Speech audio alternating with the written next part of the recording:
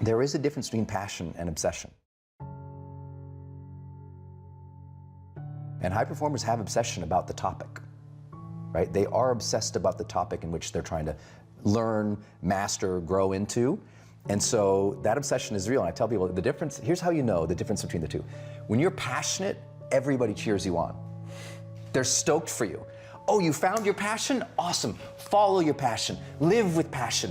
Be passionate. Chase your passions. Everything, like passion, passion, passion, passion. Passion's good. Like the world's gonna be like, yay, passion, right? When you're obsessed, they're like, why you gotta be so crazy? Why can't you be satisfied? Why do you always gotta get things so perfect? Why do you spend so much time here? When you're obsessed, people think you're nuts. So it's different. And it's like, I always tell people, if no one thinks you're crazy, you're not yet operating to the outer limits of your potential. You're not there yet.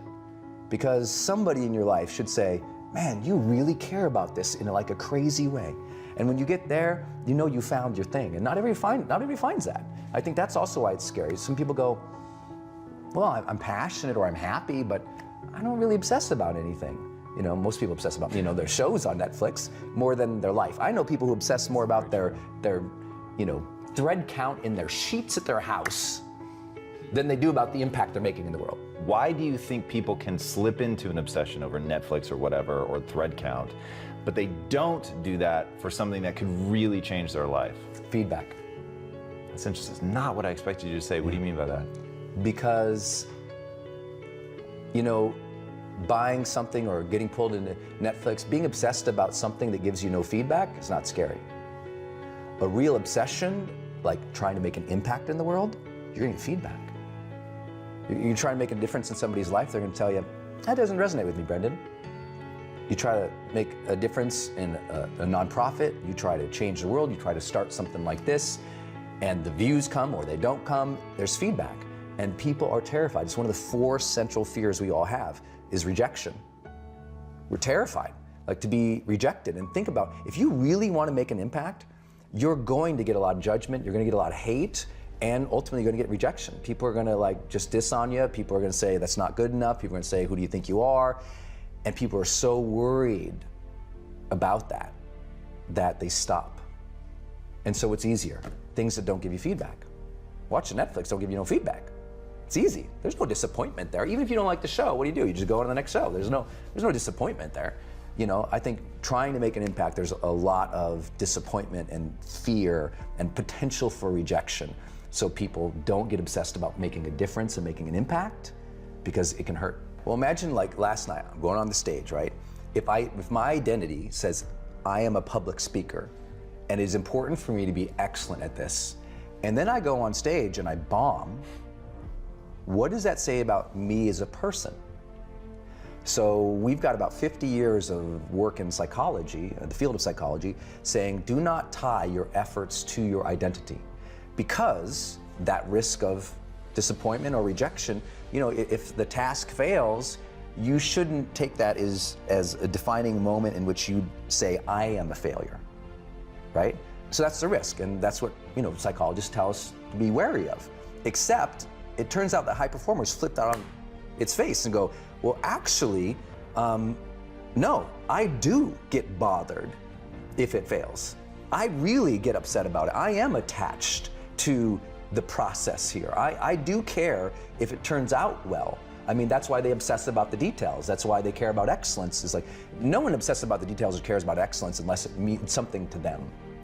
And there is a risk. The risk is you over-attach to the process or the outcome with your identity, so that if the process or outcome goes bad, now you feel bad about yourself as a human, and now you stop your progress. But I also tell people there's a balance there.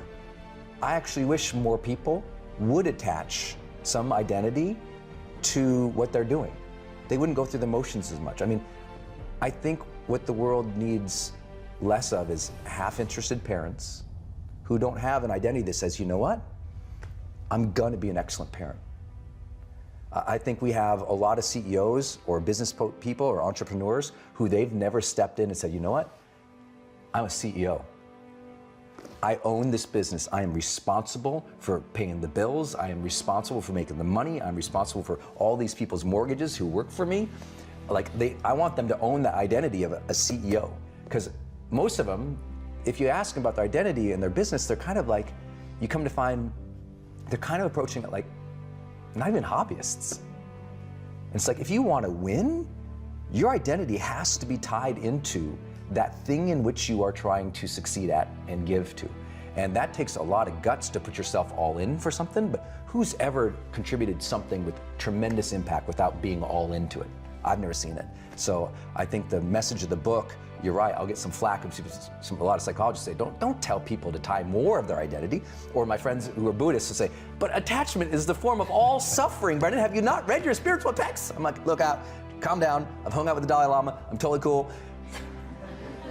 But what I'm trying to tell you is even the Dalai Lama has a connection with himself as a spiritual leader.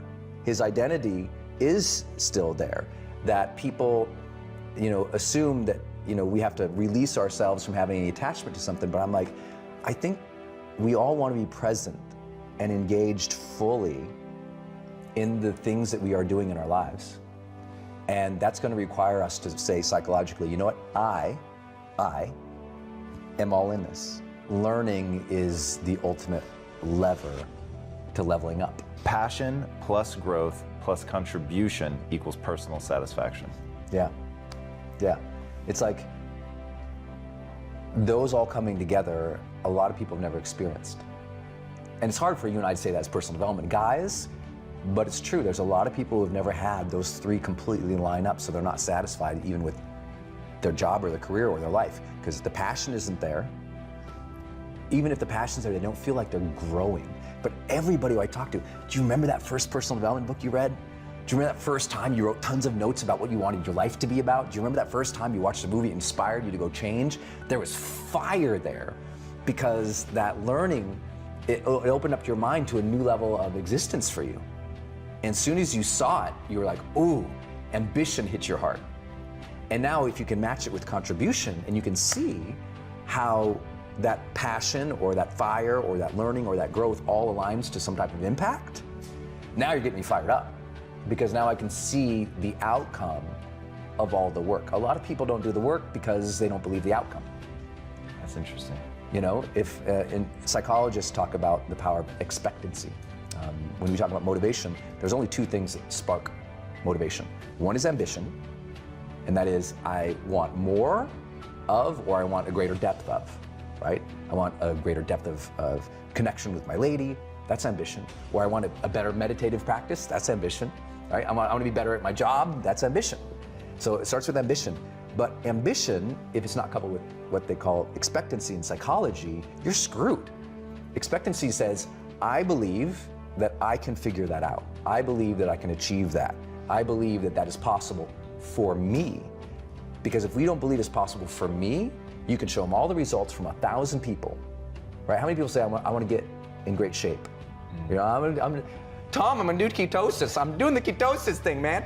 And they hop on your Instagram and they see the cuts, they see the changes, they see the transformations, but they don't believe it's possible for them. So they don't try. Expectancy is their problem. You gotta bust through the beliefs to get them to understand that it is possible for them, not for other people, for them. And if you can open that gate for somebody, and often that's only achieved through learning. When we honor the struggle instead of hate the struggle, we can really achieve extraordinary things because our mindset's in the right place. As soon as you honor the struggle, you accept that, oh, of course, there should be struggle here. I should honor this process. When you go to the gym to work out, you honor that this is gonna be hard and honor that process of getting better. And the more that you bring honor to it, the more your psyche builds with strength and you get a little bit of that esteem back. Because you see yourself engaging something versus avoiding it and running away. You see yourself connecting with something and giving it reverence.